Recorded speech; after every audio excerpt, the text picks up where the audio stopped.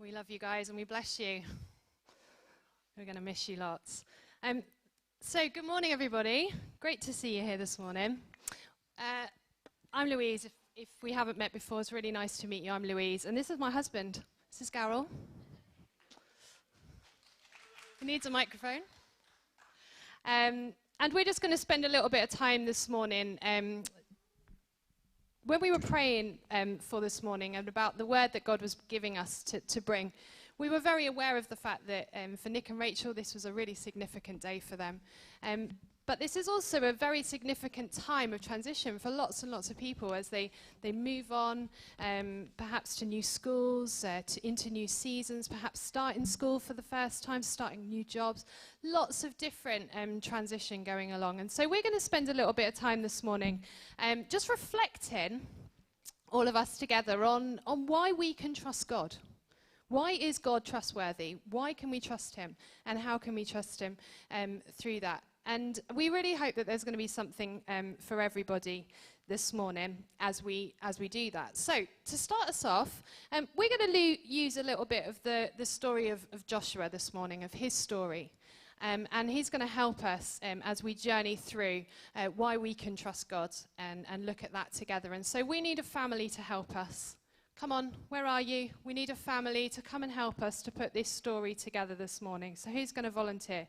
Come on, guys. Yeah, you're ready. Ebenezer, bring your crew up. Let's welcome them. Come on, guys. Up you come.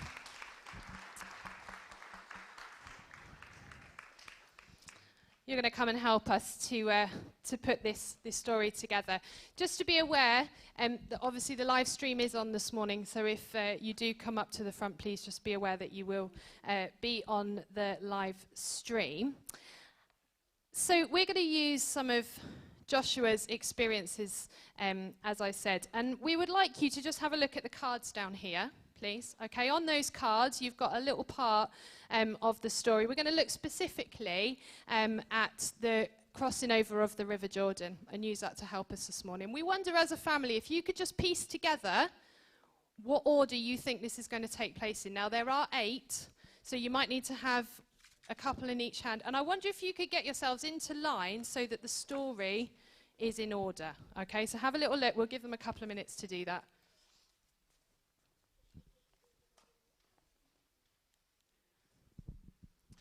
We've already been referred to the Joshua story already this morning. And I love the Joshua story. I spoke about it at Encounter a bit last Sunday because it is a fascinating story of after 40 years, I'm not going to give too much away because the story's coming up, but 40 years of wandering, and then significant things happen, and Joshua does some amazing things, and God does some amazing things as well, which we're going to touch on together. And I love it because it just shows us so much, and as I shared as we're leading worship, as we praise, as we worship, as we encounter these things in life that we all will experience. And I love the Joshua bit because actually they crossed over, but this Jericho was still ahead of them. They still had a big fortress wall to encounter. We're not going to go into the Jericho bit necessarily, but life is all about these things that are ahead of us, and we need to learn how to journey through life one after another, battle, situation, and praise is key, and worship is key, and prayer is key, and fellowship is key. So let's see how we're doing. We're getting there. We're getting there? Yeah, we needed a couple more people for a few more hands. We're getting in order. So if you start turning your cards around, guys, let's see where we're going to start with. You're going to have to hold them right up high so the people at the back can see them. So we're going from right, your right. Are you the beginning? To left. Yep, fantastic. So we're going that way along. Okay. Big stretching, that's it. Stretch your arms up. Great teamwork. That's it. Dad's not sure. So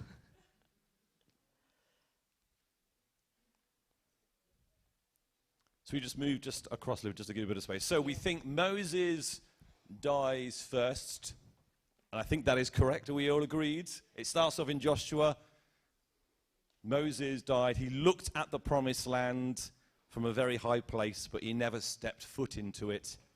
And he were with the many that wandered around for 40 years, just waiting and waiting. And then Moses dies, and God immediately steps and speaks to Joshua. Ooh, that could be. I probably helped a little bit there with a... Quick shuffle. Right, okay. So we start off. Yeah, with Moses. Oh, we're getting there. Brilliant. Right, okay, let's go. We can shuffle around. Well done, guys. Good job. Let's see if you're right. If not, we can have a little shuffle around. So we start off, and Moses dies, okay? And the mantle is passed over to Joshua. So you're absolutely right getting that one in there. To lead the Israelites into Canaan, the promised land. After all the years of wandering around, the time has come for them to cross the Jordan River into the land that God has promised them. So well done. That's exactly right. What happens after that, though? Well, yeah, Joshua does send some spies into... Come on, Mum, up you Jericho. Come on, up you get. Shuffle down. So it sends 2 spies into Jericho, and they return. And the Israelites, they move and camp beside the River Jordan. So I think there's a bit of... There we go, move down. Brilliant. So the Israelites camp beside the River Jordan for 3 days, and God instructs them to be prepared for what's ahead, for what's coming. And then the priests do carry the Ark of the Covenant. So Ella, nice and high, hold it right up. There we go. And yes, the priests set foot in the River Jordan and lead the Israelites. But this is in flood season. Now you have to use your bit of imagination here. The River Jordan is quite wide anyway, but in flood season it gets really, really, really, really wide. Okay, about a mile they say to cross. So it's quite a distance. They would have, imagine here, sort of camping beside the river for 3 days, hearing the sound of the water, looking out every fresh morning and seeing the river's still there. It's still pretty high. They know they've got to cross. But actually, it's not until they step foot into the River Jordan that amazing things happen. So as soon as the priests set foot into the River Jordan, well done, fantastic, and lead the Israelites, the waters flowing downstream are cut off. Okay, well done, nice and high, that's fantastic. So the waters are actually cut off. And lastly, we got it right, the Israelites cross on dry ground. And then as soon as they step onto the other side, the water returns to its flood stage. So you can imagine the drama of walking on dry land. Everybody, estimate about 2 million people. That's not just a small number. That's a lot of people to get across the River Jordan.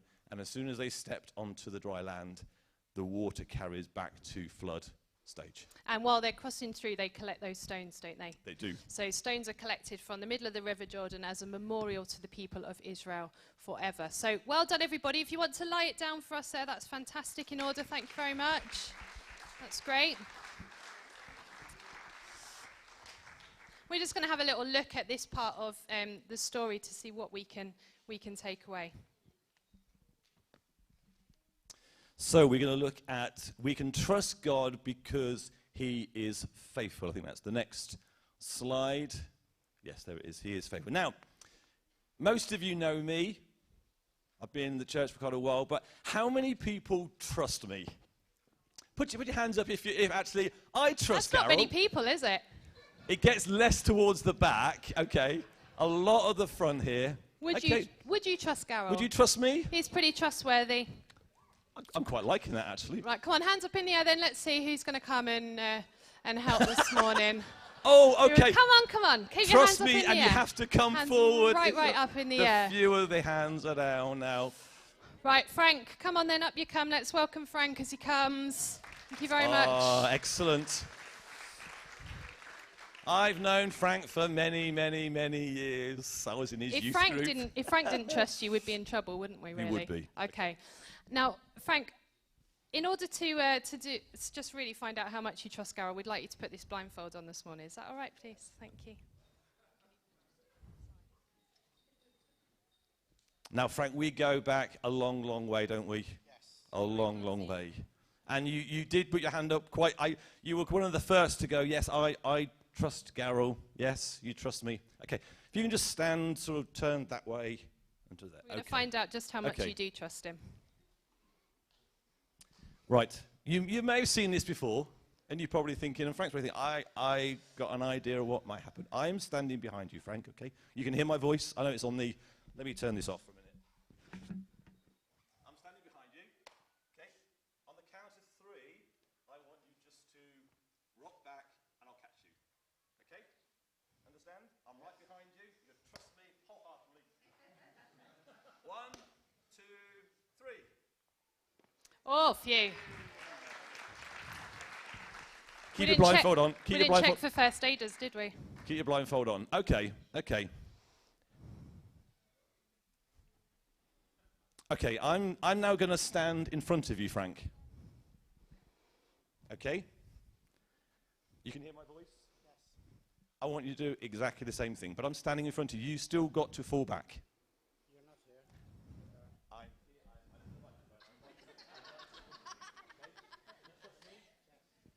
You trust me, I am standing. I'm going to put the microphone down and turn my voice up. Can everybody just confirm, is Garryl standing in front of him? Yes. I'm standing right in front of you. Okay, now I want you to fall backwards. Trust me. Oh. Take a look. Take a look. Blindfold. We had an extra pair there we of go. hands. Thanks, Giles. Thank you, Frank. Give him a round of applause. Fantastic.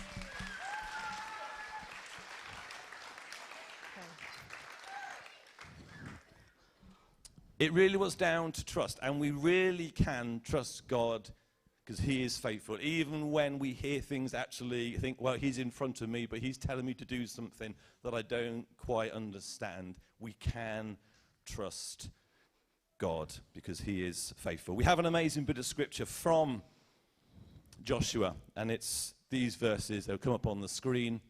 Just look at them together, and we'll read them. After the death of Moses, the servant of the Lord said to Joshua, son of Nun, Moses' aide, Moses, my servant, is dead. Now then, you and all these people, get ready to cross the Jordan River into the land I'm about to give you, to them, the Israelites. I will give you every place where you set your foot, as I promised Moses. Just think about every place Joshua was to set his foot, God would give him. And we'll see some of the amazing thing, actually, the trust that Joshua had to have to accomplish that. And then we're going to read a passage of scripture aloud. This is where you can join. Another passage of scripture will come up on the screen from Deuteronomy chapter 7, verse 9. Let's read this together. Know therefore that the Lord your God is God. He is a faithful God, keeping his covenant of love to 1,000 generations of those who love him and keep his commandments. So we are told in his word, actually, we imagine Joshua and all the people waking up those 3 days and seeing that river, seeing something that was impassable, something they thought was impossible. How can we cross this? They didn't have boats those days. They didn't build bridges. It was something that they knew they had to cross, but didn't look like it was possible. But God was going to do something. Things don't always make sense.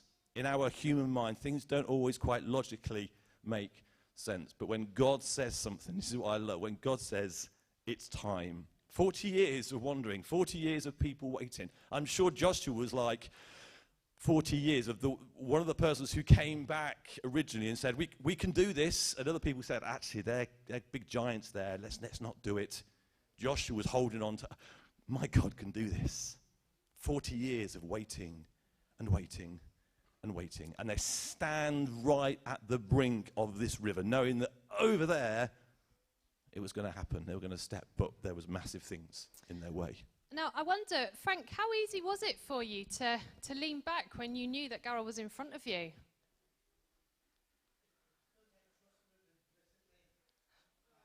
Oh, that's amazing, isn't it? You know, actually, we can't always see what God's doing, can we? We can't always hear Yeah, that voice might be coming from somewhere else, and yet God is saying, go this way. But actually, he is a faithful God. We're told in his word, aren't we? You know, that he, even when we are not faithful, he is faithful. That is in his very, very nature. So we can trust him implicitly because he is faithful. What about the next one? So moving on to, we can trust God because he is all powerful. Now, I've spoken on this before when we've done different worship things, because actually I love to think about the power of God. He is all powerful. Now, as I said earlier, actually this is flood season, so the water was high. The water was a lot higher than it ever was. It was that flood season, and it seemed impassable. And this is different to when the Red Sea parted for the people to walk through originally, because you imagine the water piling up like right by the side. So you're walking down, you see, well, I can see the water piled up. It didn't happen the same. About 30 miles away, that's where it heaped up. And it wasn't until they stepped into the water that it implies that they were a little bit due because they dipped their toe. It wasn't like, right, I'm going to do it, I'm going to do it, I'm going to do it, I'm going to do it. They were like, is it going to happen? I'll dip my toe. And how many steps did it take? It doesn't say, but I would think it took quite a few steps to actually them to realize, actually, it's going down. It's going down. And what I love about this, we say Joshua led the people, but I would say that God led the people. Because they carried the Ark of the Covenant where God's presence was. They put God's presence first, stepped into the water. And downstream, 30 miles away, which is probably Northampton. If you think about it here, actually, can I see Northampton? I can't see Northampton from here. So actually, piling up, heaping up of the water. And God was able to do it, even when they didn't see it to start with. His power, he's able to stop the flow of water. So let's look at some of these scriptures, shall we? So Joshua 4 tells us, for the Lord your God dried up the Jordan before you until you had crossed over. The Lord your God did to the Jordan what he had done to the Red Sea when he dried it up before us until we had crossed over. He did this so that all the peoples of the earth might know that the hand of the Lord is powerful, and so that you might always fear the Lord your God. That is the powerful God that we can put our trust in. Okay, Isaiah 55 tells us, I love this scripture, for my thoughts are not your thoughts. Neither are your ways my ways, declares the Lord. As the heavens are higher than the earth, so are my ways higher than your ways, and my thoughts than your thoughts. Our brains just cannot compute, can they? The mighty power of God. And so when we try to make sense of things and we try to work it out for ourselves, we just can't do it.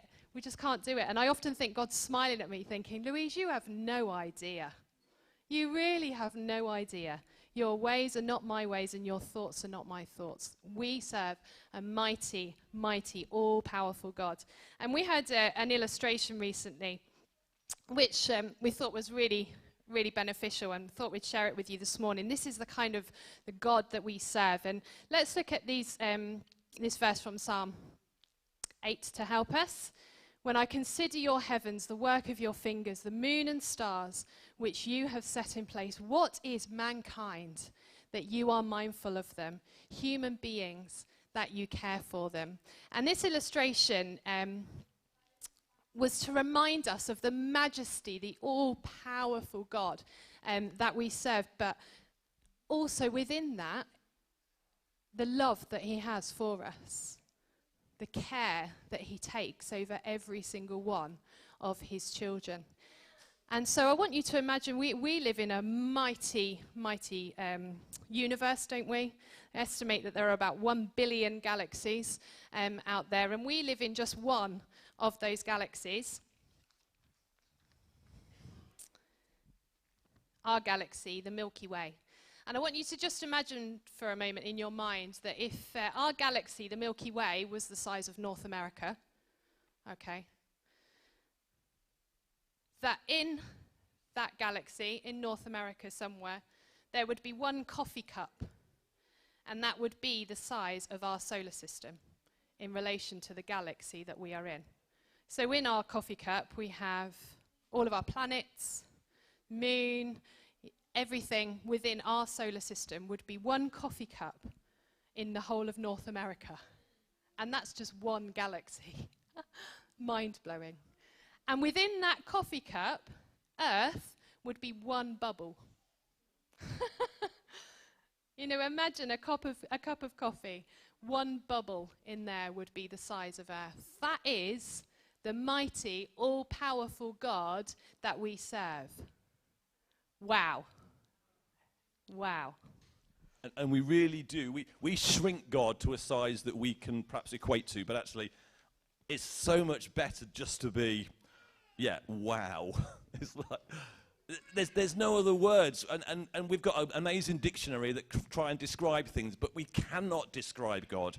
We cannot sort of estimate how grand he is. But if he's a God that breathes stars, and he knows those stars by name, and the size of things is just, and that's our God. And he wants to say we can be really quite comfortable with the fact that God is all powerful, and we can trust him because the ability he's got to change things is just beyond our comprehension.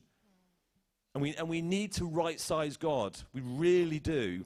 We think actually we limit God. We think, well, God, okay, he's big, he's amazing, he's powerful. But if we put all powerful, that swings it completely on another perspective. He has all power. We can trust God because he is all powerful. So we can trust him because he is faithful. We can trust him because he is all powerful.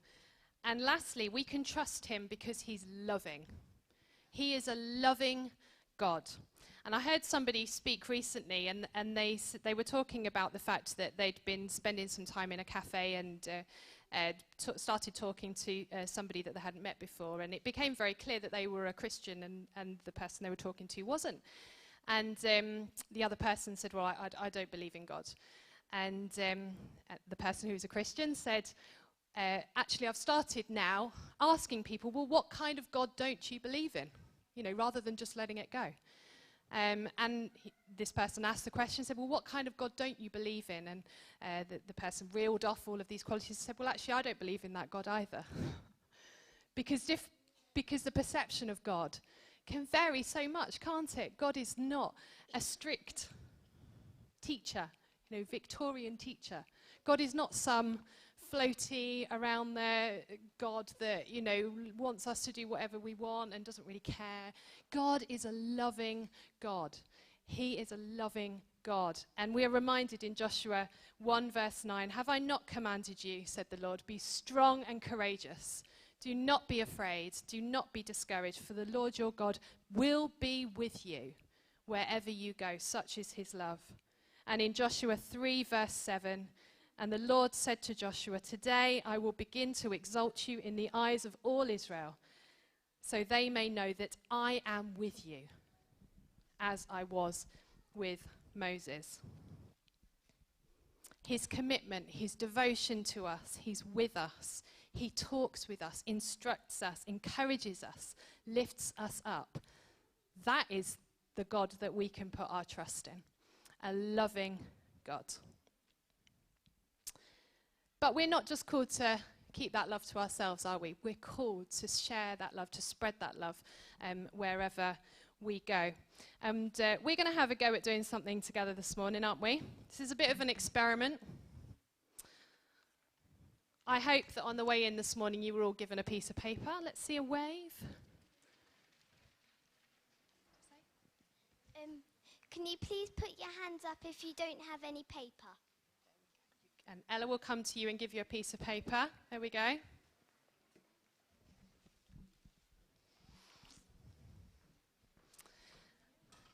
And we're going to attempt to make something this morning to remind us of our loving God. And we've got some photographs that are going to come up on the screen to help us.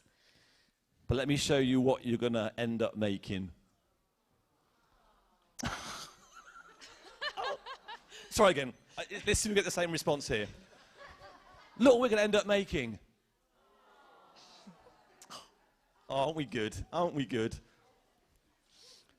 We have been working really hard to make this, and we're going to show you how to make a heart out of a square bit of paper. We have instructions on the screen, and I'm going to do it as well at the same time as you. I'm going to put the microphone in the stand so I can use both hands. There we go. Thank you, Andy. Great. So start off with your paper like this, everybody. You want it like a diamond shape, okay? And then the first thing that we're going to do is we're going to fold it from bottom to top, corner to corner. Is anybody still waiting for paper? Give a wave.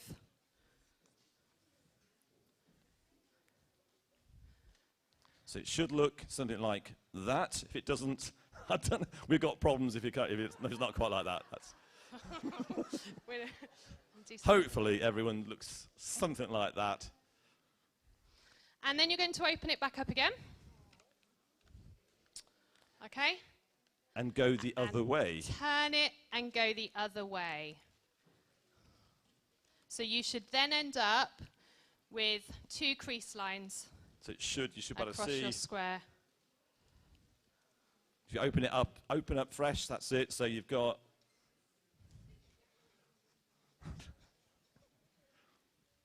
some excellent things going on. Well done. I can see some people who love their paper. Okay, so you should end up with a piece of paper that's got 2 creases down corner to corner. Okay. Next up, you are going to fold the top corner into the center. I can see a few tongues sticking out. Concentration. So it look like that, or actually if you're doing it towards you. And keep it there. Let's just put them up in the air. Just see how we're doing. Just have a look. Right. Just they're looking good. Oh, looking nice good colours right as well. at the back as well. Come on, right at the back. Oh yes, looking good. Well done. Next step, you're going to fold the bottom corner up. This is slightly tricky. Okay. To touch the top line and crease it. Okay. Does that make sense? So we're going from bottom corner up to the straight line at the top. That's it, wave it around. Looking good, yes.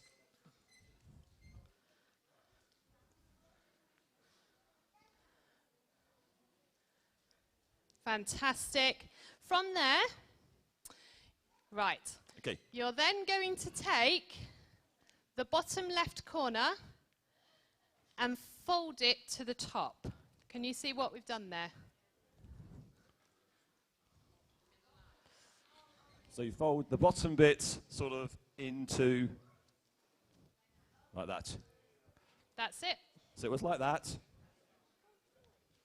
Then fold it. Folding it so it's up. half. Anyone struggling at this point, I can come and show you a closer version. Who's a yes? I heard a yes. So from your bottom left-hand corner, you're going to fold that up along the middle line so that there's then a point on the left. That's it, David. Hold it up high. Lovely. Yeah, Emmanuel. Good job. Can see it up at the top. That's it, Hannah. Ivan. Brilliant. Okay, and from there, you do the other side as well. So that folds from the right along the middle line. Starting to form a bit of a shape. You think like? So do the same as you did on the other side. Fold it in.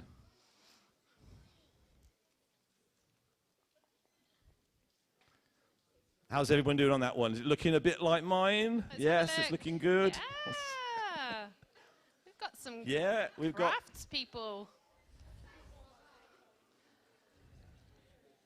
And from there, last bit,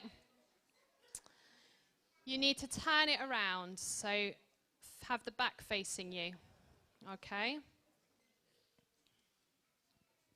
goes along the centre. It's all right, it goes along the centre. Okay.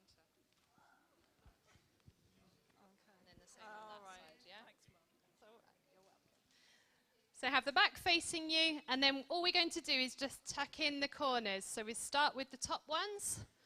Just tuck the corner down.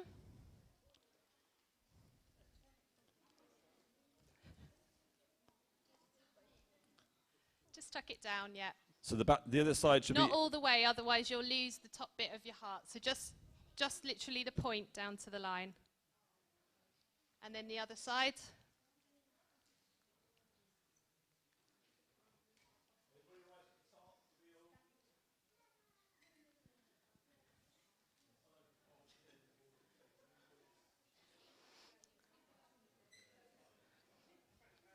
And then finally, the sides as well. So just to get rid of the points.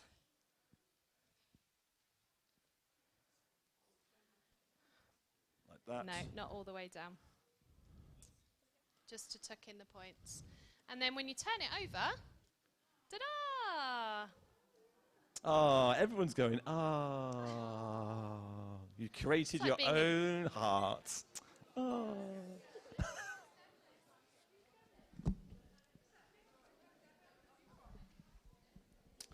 So, we can trust God because God is loving. Let's read this verse together from Psalm 36, verses 5 and 7. Nice and loud. Here we go. Front to the back. Here we go. Your love, Lord, reaches to the heavens. Your faithfulness to the skies. Your righteousness is like the highest mountains. Your justice like the great deep. You, Lord, preserve both people and animals. How priceless is your unfailing love, O God. People take refuge in the shadow of your wings. Now your heart today might just be for you. It might be a reminder, something for you to take home today to remind you. Perhaps you need to be reminded today of God's faithfulness to you, that you can trust him because he's faithful. It might be a reminder to you of his all-powerful nature, mightiness, majesty. That might be what you need to be reminded of today. Or perhaps it's a reminder of his love for you, the fact that he's a loving God, that he is devoted to you, that he's committed to you, that he instructs and walks and encourages you all the way along. Or it might be that there's somebody that you know of that needs that encouragement this morning, needs that reminder, that promise. And so whatever you decide to do with your heart, perhaps you take it with you and you give it to somebody and just share a little bit of what God has spoken to you this morning.